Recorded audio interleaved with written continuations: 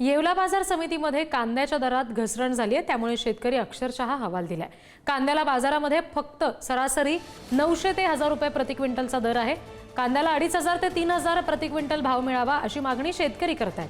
कांद्याला प्रति क्विंटल 1000 रुपये अनुदान द्या, तसंच 3000 रुपये हमी भावाने कांद्याची खरेदी करा अशी मागणी कांदा उत्पादक शेतकरी सध्या करतायत।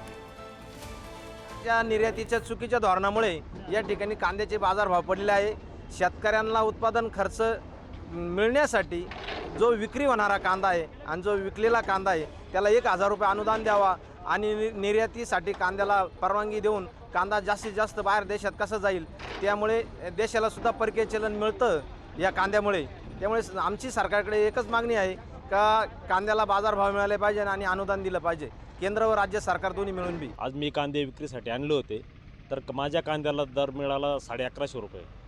तर आजच्या रोजीला जर कांद्याचा खर्चाचा वगैरे सगळं विचार जर केला तर एकरी 60 ते 65 हजार रुपये एकरी खर्च येतो। आणि आज एवढे दिवस होऊन जर कांद्याला ही परिस्थिती राहिली तर ही शेतकऱ्यांना परवडणार आहे।